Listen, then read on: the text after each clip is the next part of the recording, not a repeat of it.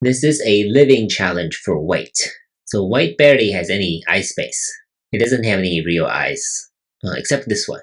So this could be a real eye, but it's definitely not enough. So white must try to capture some of black's stones. That's the only way to live. So white has to cut here or here. Here doesn't work. This way, white will be captured. But if white plays here, then this gets interesting. So black will, of course, connect here, and white needs to stand down, right? If you don't stand down, black will capture, and this will be a living shape. Even if you capture here, white cannot escape, and black will be alive, and white will only have one real eye at best. So white must stand down here.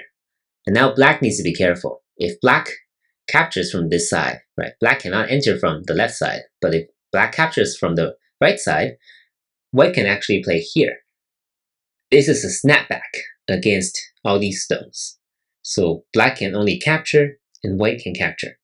And now what happens is that black only has one real eye left, and white will be able to win this race to capture very easily because white has many liberties on the outside.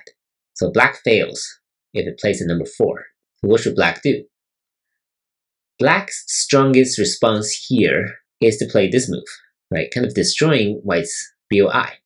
Otherwise, white can live like this very easily because there's one real eye here at the 1-1 point.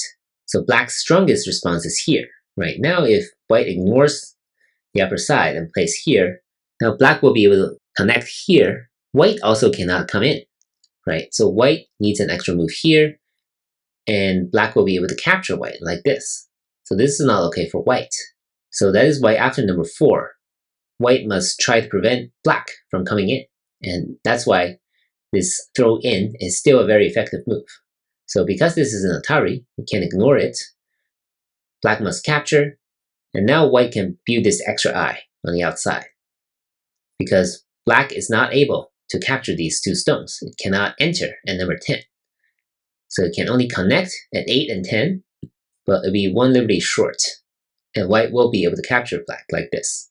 So this is the correct sequence. But of course, to minimize its own damage, black should not play at number 4 here, right? This is the strongest response, doesn't mean it is the most beneficial, right? The most beneficial response for black is simply play on the outside and force white to play on the inside. This way, black gets more points here on the left side, and white is kept to a minimum. So this is the optimal sequence for black. Overall, a little complicated, but the first move shouldn't be too hard to find because white really has no eye space, and the only way to go is to try to kill some of black's stones. Hope you enjoyed this challenge, and I'll see you in the next one. Thank you for watching.